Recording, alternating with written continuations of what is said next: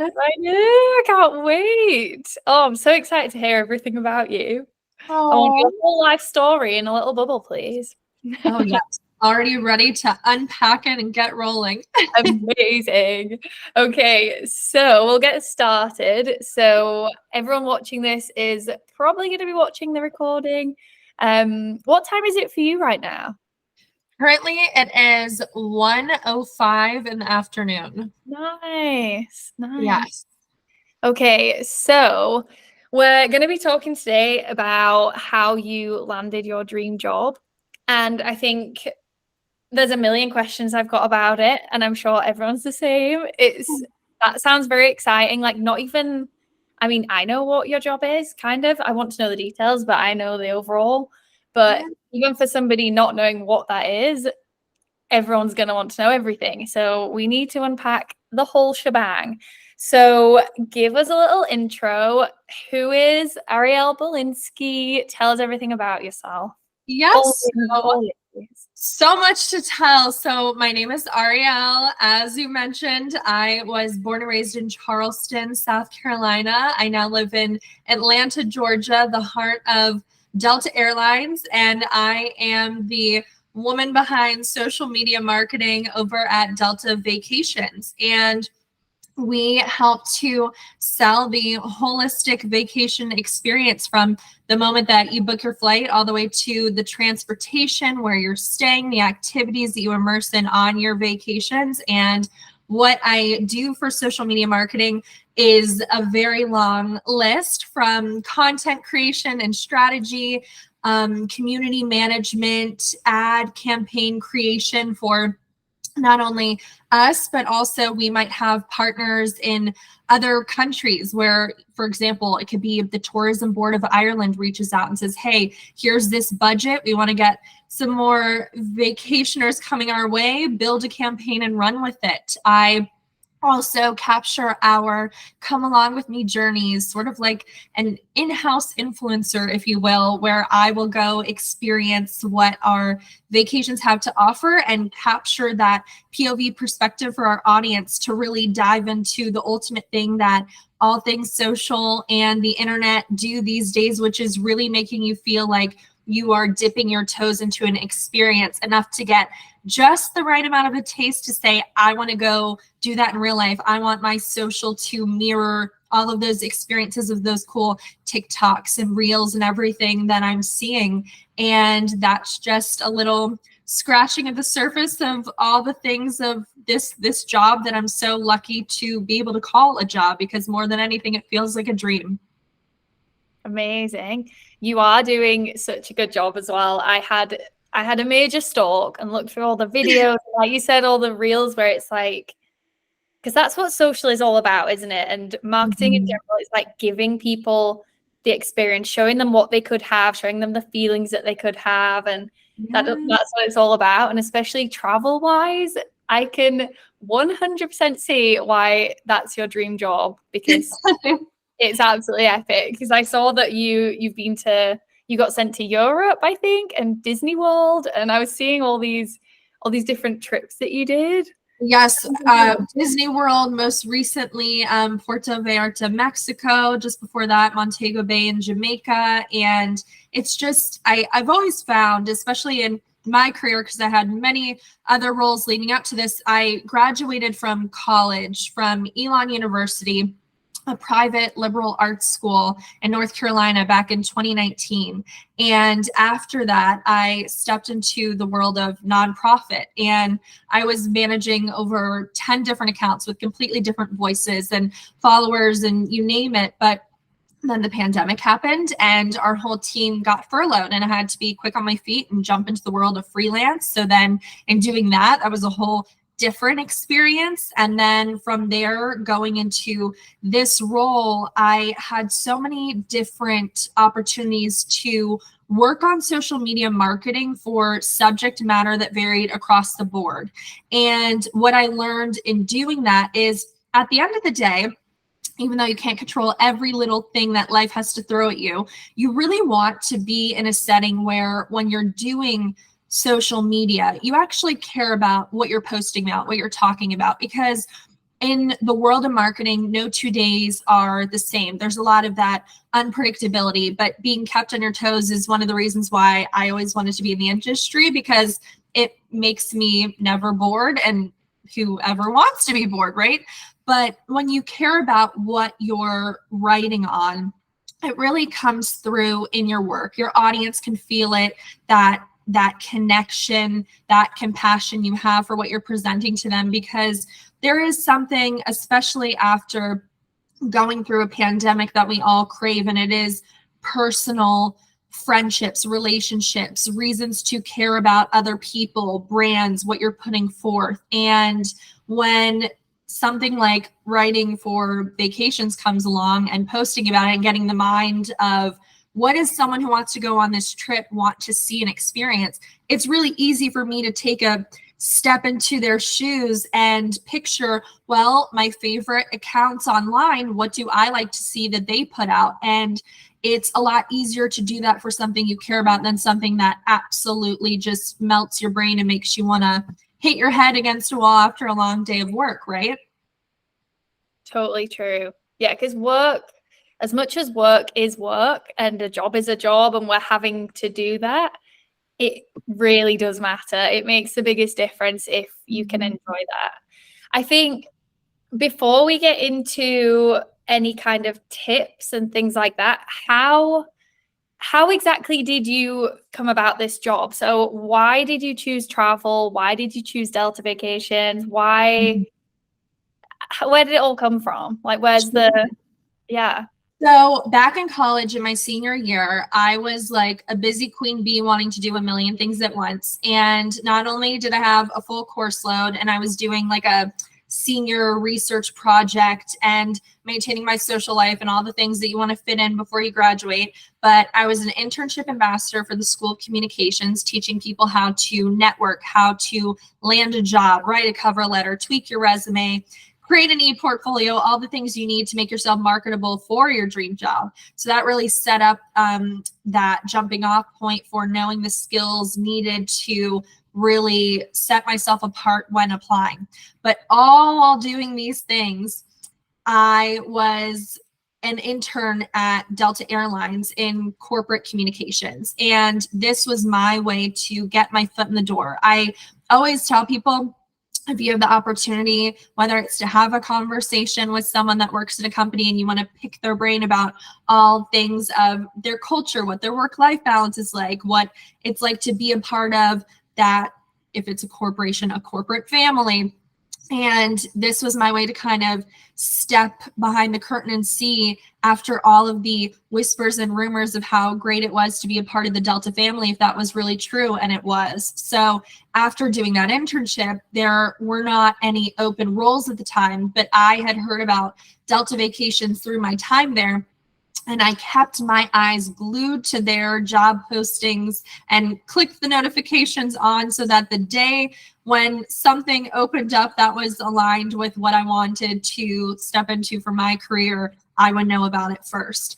And what I did in the meantime, and I always tell people to do, is if you have a goal and you know of a company that you want to be a part of, but you know that something might not be open at the time, you need to be setting yourself up with your resume, with all the things that are working towards just giving that extra green check mark of approval of what you have under your belt for those skill sets. So diving into the nonprofit world and going and wearing many hats in a smaller company allowed me to fill up my resume a lot quicker than it would at a bigger company. Not to say that you can't be doing a ton of stuff at once and it's a giant juggling, balancing act when working for a bigger company. But when you do work for smaller, even agencies, you will be able to wear many hats a lot quicker. So in building up my resume at a very quick pace and then going into freelance and not letting there be any major gaps on my resume where I wasn't doing anything, but I was sharpening my skill set, educating myself further, getting certifications, so that by the time this role opened up, when I was still doing freelance and doing, probably over 50 interviews with companies of all different subject matter, sizes, backgrounds, you name it, so that when it lined up, I was a candidate that stuck out to them and already understood the culture, which even if you don't have the opportunity to intern at a company that you want to be a part of, when you really study what it is they have to offer and what makes them stand out, they know that you did the research and that you care enough to be a part of it because you value what it is exactly that they value, hopefully, right? And that it really aligns. So being able to present that in the interview process to show how much I believed I was a great fit for being a part of the Delta Vacations world, it definitely made a difference.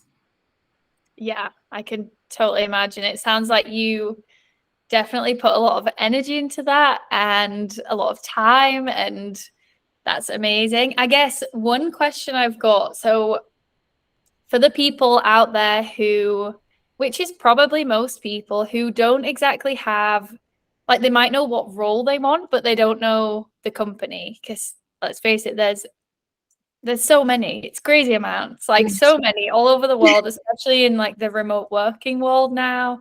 You can literally go for a company almost anywhere. So for those people who don't have that huge passion for a certain company, what would you suggest? Because when looking for jobs as well, it's kind of brain numbing. Like, let's face it, it's a little bit difficult and you get your hopes up with things. Not everything's going to work out. It's just the natural way. So do you have any tips for, I guess, for the people who can't quite put that much time into every application? Okay, so the first thing you can do is think about, okay, what can I control? Things you can control. The way you set up your resume, your cover letter, and building an e-portfolio, as well as cleaning up and having all of that funneled and placed into your LinkedIn, presents you in the best way. If you don't take the time to pour your energy into writing all of the things you did for roles, how you made an impact, then they're not going to have a great idea about who you are. So if someone is observing you from an outside perspective, like a recruiter who's checking out your page on LinkedIn, then they'll know if you're a good fit when you might not even know about them in the first place. An example of also a way to set yourself apart is taking the time to do your research on LinkedIn. This is what I did. I would stumble upon someone's profile or a company I never heard about, and I would go and I would message, maybe just set the bar low, 3 to 5 people, the same message, just saying, hey, I am really interested in what it is that you do. I would love to learn a little bit more about your company and how you got into the role that you're currently in. Do you have time for me to pick your brain on a 10-minute call next week, or can I send you a couple of questions right now? The reason why this is important is you're setting it up to show interest in them, and people, when you really dive into psychology, like to talk about themselves for some reason. It is going to get you more responses than if you just say, hey, for those that do know that they want to work at that company, I really want to work at this company. I applied for this role. Do you want to flag my resume? I get these messages all the time. So it's almost like robotic and you don't stand out. But when you show that you have this interest in a person's journey, they're more willing to look at you as a human who cares, because you are a human who cares. So really taking the time to message people. It also works to the benefit of when you find a company, beyond doing Glassdoor research and reading reviews, you kind of have to take them with a lick of salt and a shot of tequila, because the ones who most likely like to write those reviews either just absolutely hate the company for some reason, or they are so passionate that they felt so inclined to write something wonderful. So you're not always going to get that medium ground. But the more you have these conversations, the more you really set yourself up for understanding what you do and don't want out of companies. It helps to narrow down to say, okay, if I work at a smaller company, based on these conversations I had with people or these insights that I learned, I will have this experience, whereas I might want a completely different one. So through having more discussions, you'll learn more about yourself. You'll learn more about people who are in the industry, and they give you a lot of information. Like for me, there was a point in time where I kind of contemplated the difference of, do I want to go into PR versus marketing? And the more conversations I had, mind you, this is not everyone's experience. This is not every company by any means, but I always would hear these whispers of, Arielle, if you go into PR, you tend on average to be overworked and underpaid. And that didn't really sound too fun for me. So the more that I learned these things that in college they weren't telling us in textbooks, but learning from, do not even limit yourself to just intro level people who are in their roles. You kind of really, in my opinion, want to talk to people who have been there for a long time. And I'm not saying you have to go all the way up to a CEO or a president by any means, but a manager or potentially a director is going to have greater insights if they've been there for a good amount of time on what it really is like to be there, what the potential truly is for your growth there, because that's very important too, to know, do you have a potential for your trajectory in this space that you're stepping into? Or would the role be the extent of how far you could be, and it can only be limited to a stepping stone? So the more questions you ask, the more it works to your benefit, the greater your success will be, because my friends, knowledge is power. 100%. Love that.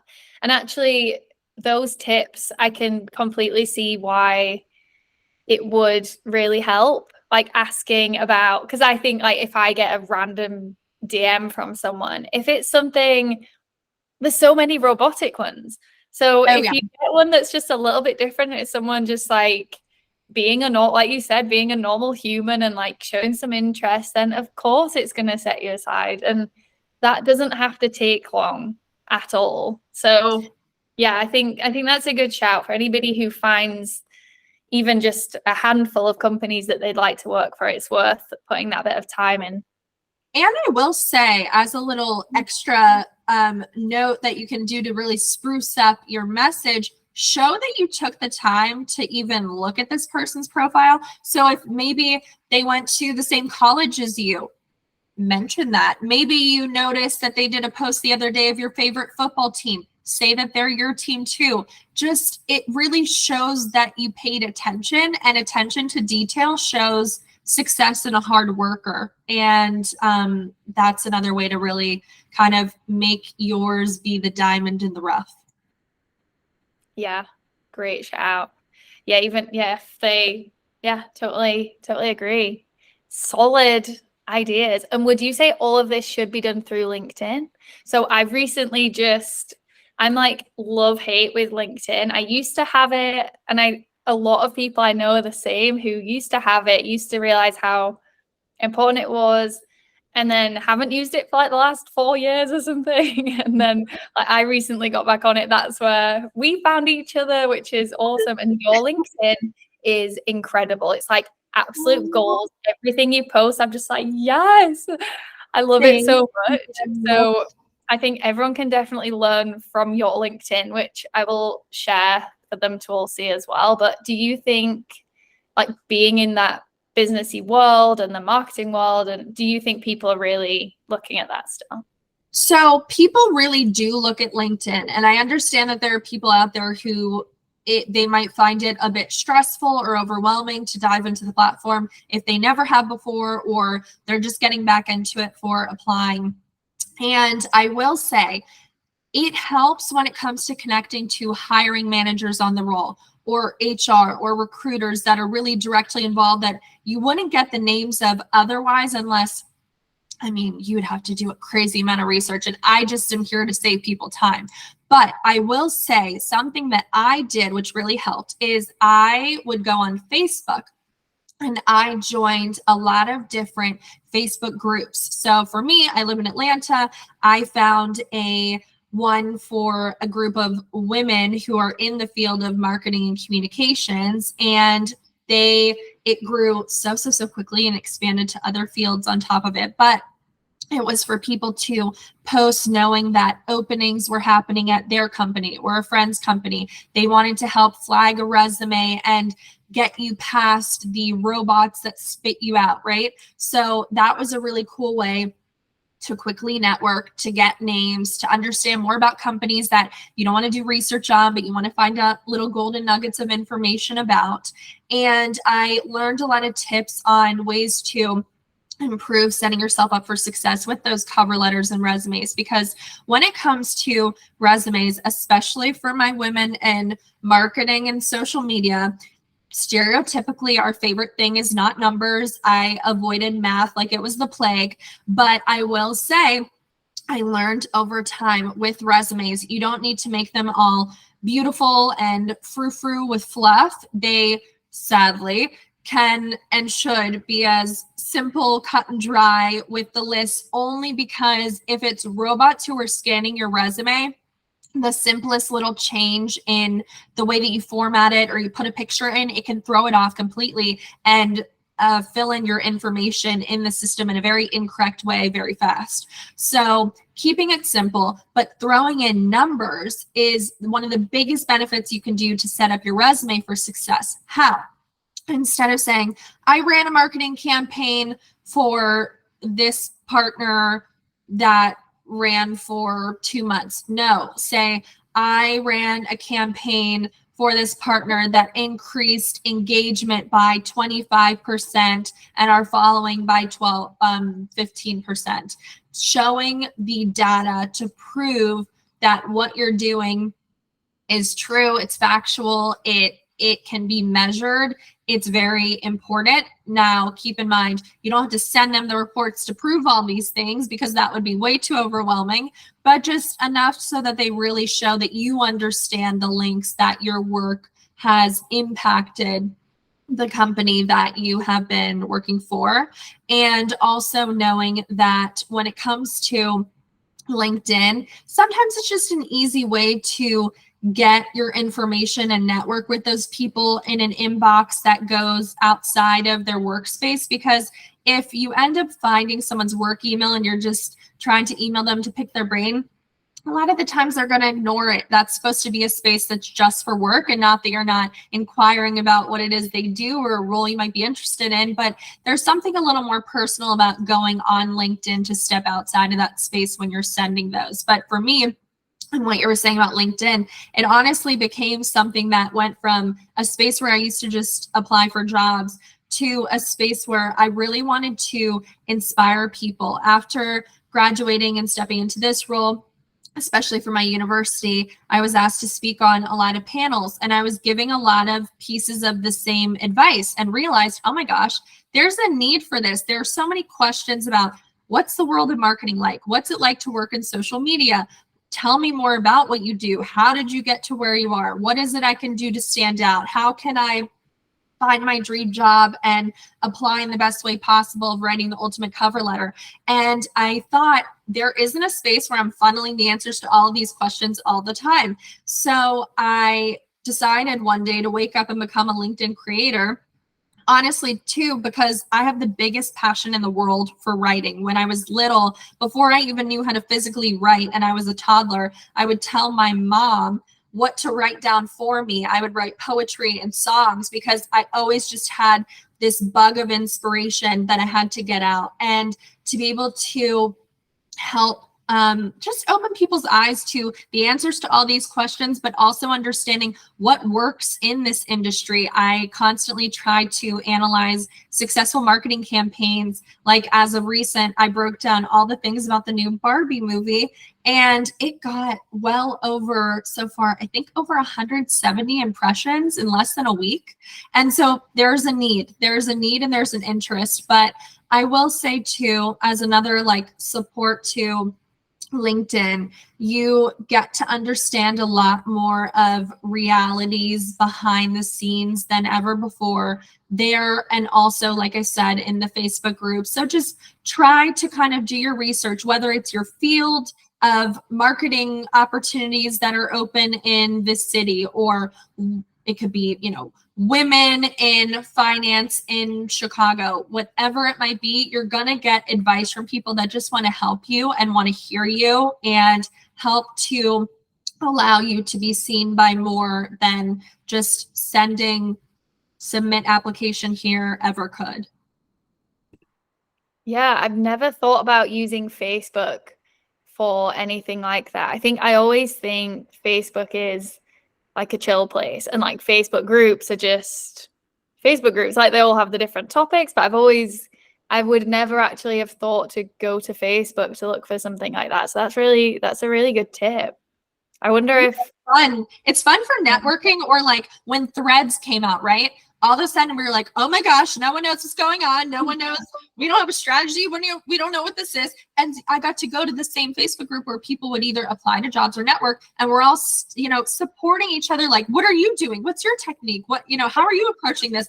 And so there's another sense of community there that's really grown and is really fun space that's, again, less buttoned up, which, mind you, LinkedIn has become way less buttoned up than ever before. So if that's what's intimidated you in previous years, don't let that be a worry now. But yeah, there kind of is a beauty of that established group that has each other's backs on that space. yeah, I love that. Facebook for the win.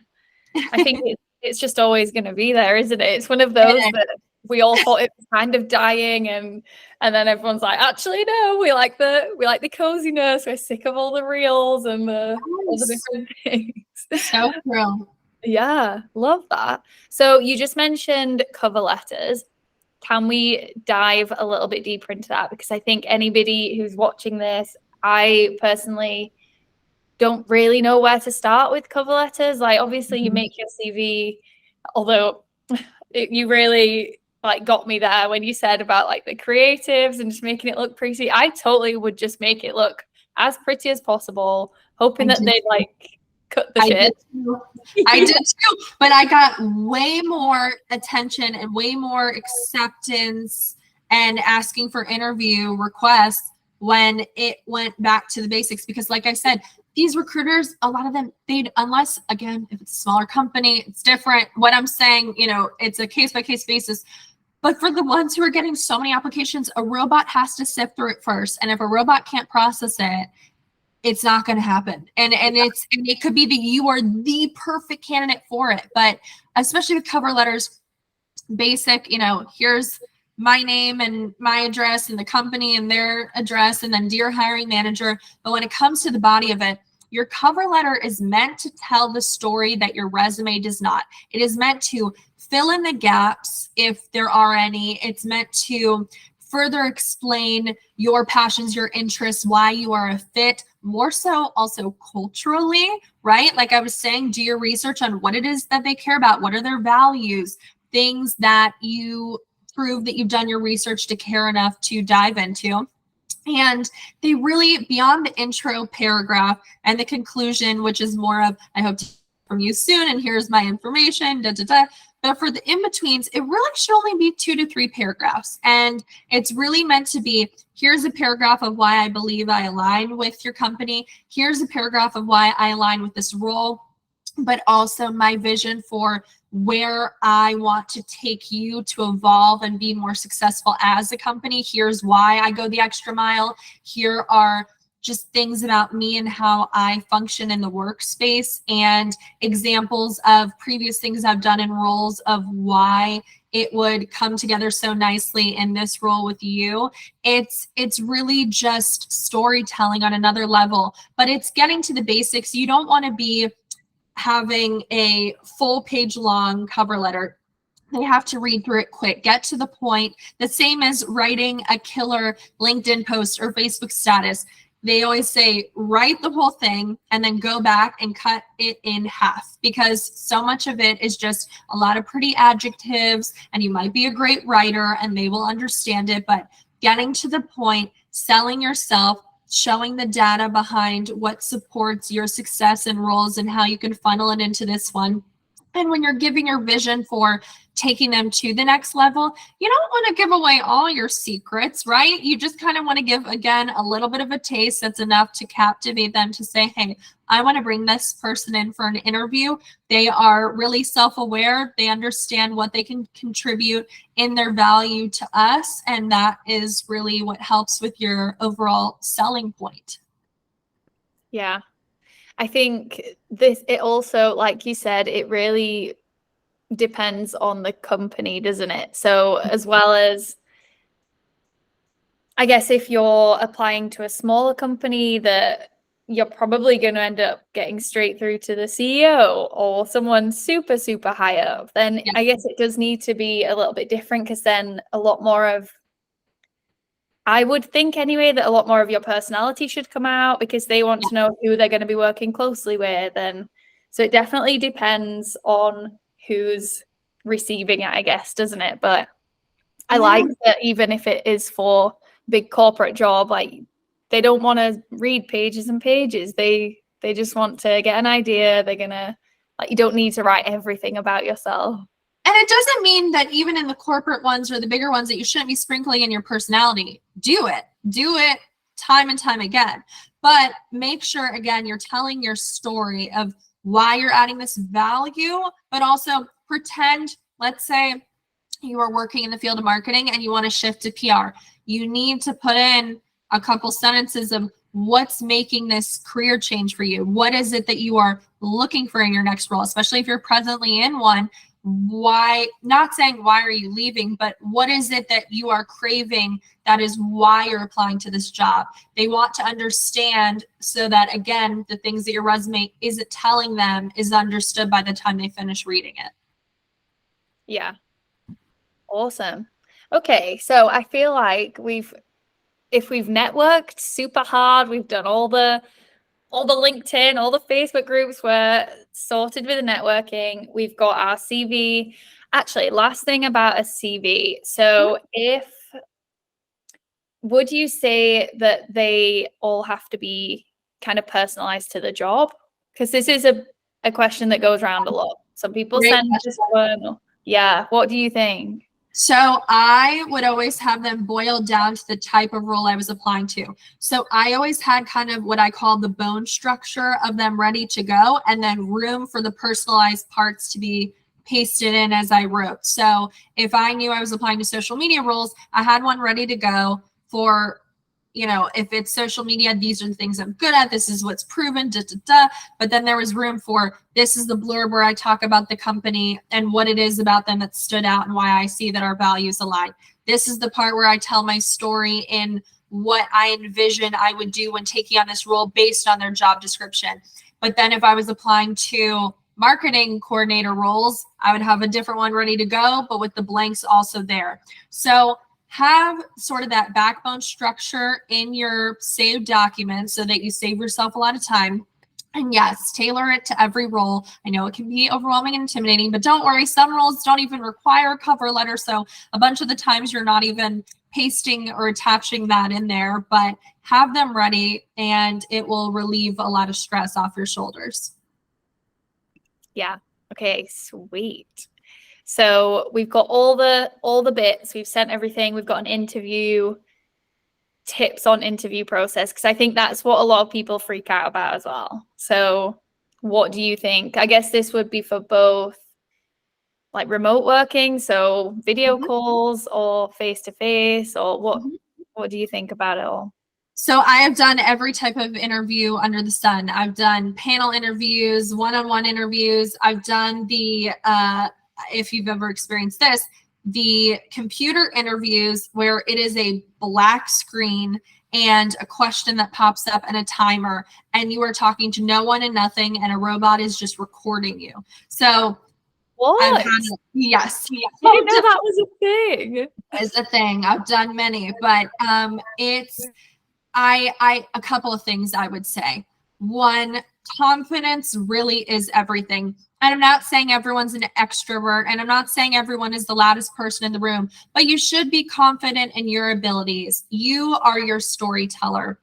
When you're answering any question, don't be worried about what are they thinking as I'm saying this. Say, like, you want to say, here's this, and this is how I'm presenting it, and this is how it is.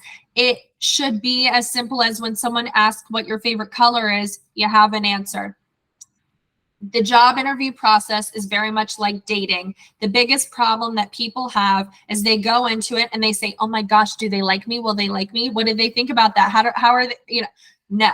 None of that. You need to go in and say, do I like them? Because as much as they are interviewing you, you are also interviewing them to understand if it's a good fit for you. Because guess what? You might have all the qualifications and you might be their dream candidate. But if you're so distracted and do they like you and it's not actually a good fit for you and what you want on your career path, then you're going to end up sitting in a job and saying, why the hell did I do this? And where am I right now? And I need to make a change. So make sure to always have your questions prepared too when going into an interview, because they have to be equally as answered as the ones that they approach you with. I will also say that understand how you really feel when you're having these discussions with whoever's interviewing you, not on the robot ones, but understand that the day-to-day is so important. You're going to have these memorized answers of what are my 3 strongest characteristics in the workplace? What are my weaknesses? And then, as everyone says, which is true, take the weakness, turn it around into a positive and how you've worked to combat it or how it's made you stronger in the workplace, et cetera, et cetera. But you really want to know the truth of how you can tell the story of the day-to-day and what you can do to stand out from your approach. And it's, again, goes back to human connection. And it also connects to what questions you are asking them. On my job application obviously told my story. Your job posting told a list of these are the requirements of the role, but what does it actually mean when I'm going into that space and approaching it? Because you can talk about the data behind a campaign you ran, but if you really talk about the connection you made with that partner you were working with, or you talk about how you ended up going the extra mile and taking something off of your boss's plate, you kind of want to find the little nooks and crannies to the story that elevate what it is that make you shine as a candidate in their eyes. And like I said, you are interviewing them as much as they are interviewing you. Get out of your head and know, as cheesy as it sounds, it's true that what's meant for you will not pass you. Like I said, I did over 50 interviews in all different companies of all different sizes, of all different backgrounds. And it took that long to get me into my dream job. And I had other offers that were put in front of me. And don't think, I know it changes situation to situation, but don't think that you have to say yes to something if you know in your gut that it's just not the place for you. It's okay. You're not going to offend people. You don't need to step on toes when ending the potential of that relationship with that company, but be honest through the whole thing. If you're being honest in your analyzing of them, your responses to them, and your questioning of anything you need to know, then you will align with the right place at the right time and it will be okay. That's really true. I think it's so easy to get, I love how you use like the dating comparison, because it is the same thing. It's like you're going into this thing and you've got the nerves and you're like, oh my God, what if they hate me? And you start thinking of the worst. We all do it. We've all been there. So I like that. I like as well, I'm such a big fake confidence person, but I think it's great. If you are going into something like an interview, yes. I've done it so many times where I basically just pretend that I'm so fine and I'm so confident and like put my sassy pants on. And if you pretend, I think you can actually trick yourself. Oh, that's a real thing. For years and years and years, I was in the world of acting, and there's so much to say about walking into an interview and saying, I'm going to play the part of someone who is confident that she's going to get the job. It does work. Like your biggest enemy is your own mind and your thought processing. And when you can learn to calm those voices and really control your breathing and your mentality going into it, it ends up working to your benefit for sure. Yeah. I will say though, another little sprinkle tip is always follow up. Really, just for the interviews that you care about and the jobs that like you really want to get, follow up with emails, whether you have to reach out to the recruiter who's been helping you through the process, or you already have the emails of the the people who work in the company that you spoke with. Always follow up with a thank you and just a little bullet point of, I really feel even more confident after reviewing the job description and speaking with you and having you answer my questions that I am the candidate for this role. And appreciating them for taking the time to speak with you, because people don't do it. And maybe it's the Southerner in me, but it goes a lot further than you can imagine, because it is just not something people take the time anymore to work on. Yeah.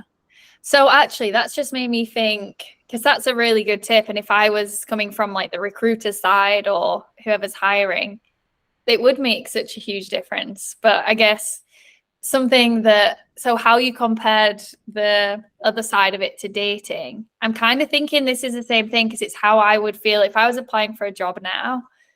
I wouldn't know whether to, like, I wouldn't know almost if I should be too keen or not, like too forward and too excited. And when I think back to my personal experience, the job that I got, when would it have been, like 5-6 years ago, probably now, I was crazy enthusiastic. Like, I was a crazy person. I got in touch with everyone. I was so keen. I did all the things, like everything I possibly could. And I got the job, but I felt almost like I was maybe too keen and like too excited. Is that a thing? Like, can you do too much, and could you just don't show up to like the people at the company's door with like a basket of goodies by any means, right? But no, confidence and being keen and showing that energy and that enthusiasm, the positivity, do all of it. Because listen, God bless the hiring managers, and especially the people in HR. Like, don't send them 35 emails a day being like, just a reminder that I really want the job. It's like, don't do that. But showing your positivity and that enthusiasm is so important, because a lot of times companies, whether they hire a bunch of people every year or it's been a couple years, they're always pumped for fresh blood, because it means new ideas. It means excitement. It means change and evolution in a great direction. So don't ever feel like you have to make yourself smaller or dim your light in order to end up where you want to be. Because like I said, the right company will just scoop you up and never let you go. Yeah, it's totally true. Yeah, they want somebody that's excited. If you're thinking from their side of things, somebody that's over enthusiastic, knows that they're confident in it as well, because that's usually when somebody is really enthusiastic. If they're confident they can do the job and they can put themselves forward to be saying all these things and really launching themselves into it, then it's only going to be seen as a good thing. Oh, amazing tips. So last thing that I know you mentioned that we could kind of touch on, because I know there's a lot of people in the We Got You Boo network who, not everybody, but quite a few business owners or people who are wanting to grow their following on social media and that kind of world. You're obviously an absolute queen with all of this. So what would you say your biggest tips are with social media marketing and just growing like a solid audience as well, not just when it comes to businesses and selling products, the best thing you can do is sell the value of something, not just the thing. You want to give people reasons to further follow your company, whether it's on social / build that relationship long-term to wanting to come back to you to purchase something years later, because it's about that storytelling and understanding what it is about your thing that's going to change my life or me or my mindset, my happiness, my health for the better. And always working to kind of go and talk to people's pain points too, and understanding what it is that you struggle with. This is how we're going to make it better. And when it comes to all things social, the best thing you can do is be raw and real and unfiltered and unapologetically you. That's what people love the most. They smell out BS in 2 seconds, and they don't want everything to be posts or marketing campaigns that are created in a way that you think this is the best ideal thing for them. Again, step into their shoes and say, what would I want to see? What do I care about? And know that the journey of getting a following and having that engagement, those interactions, it is a process. It does not happen overnight. And for the ones who think it happens overnight, we were working for way longer to make this happen than you even could imagine. The amount of times, even on LinkedIn as a creator, that I'll post something and it gets, maybe this might get 50 likes and it reached a couple, maybe like 1,000 something, whatever it might be. And then the next day I get something that's got thousands of likes and reaches hundreds of thousands of people and gets me a spot on a podcast. Like, there is no perfect formula to it. The algorithm, yes, sometimes it works for you. Yes, sometimes it works against you. But when you keep being you and you keep showing up, eventually your people will be a magnet to you and they will also show up, because the best thing you can do in marketing, in business, and talking to your clients, in being a manager and showing up for the people under you, in making campaigns, if you are consistent and you show yourself, all the rest will fall into place for the right reasons. I love that. Amazing tips. I wish I could just like pocket up your brain and like soak it all in. Oh, anytime. You're amazing. So I know everyone who's going to be taking the time to watch this is probably going to just want to also soak everything up. Yeah. So I'll share your LinkedIn. What's the best way for people to stay in touch with you? Do you like connecting through LinkedIn or anything else? Love it. I love it. Send a message that you found me here. Like I said, honestly, like doing messages to stand out, because like I said, I get invitations left and right, and it's so easy to just ignore some when there's nothing there. But just making that personal connection, telling me about your favorite thing that you learned here today. I always love building my community, and I can't wait to meet so many of you and connect further. And it was just such a pleasure to be here today. It really made my week. Oh, you're amazing. Thank you so much for coming on and giving us your delicious, juicy brain so we can all learn from you. You're awesome. Really appreciate it. Thank you. I appreciate you. Good luck with everything as well. I'm excited to see where your journey goes, because you're already crushing it and you're so young and there's so much to go. So I'm very excited to just keep supporting. Oh, I really appreciate you. Thank you so much. Oh, have an awesome rest of your week. You too. Lots of love. Bye. Bye.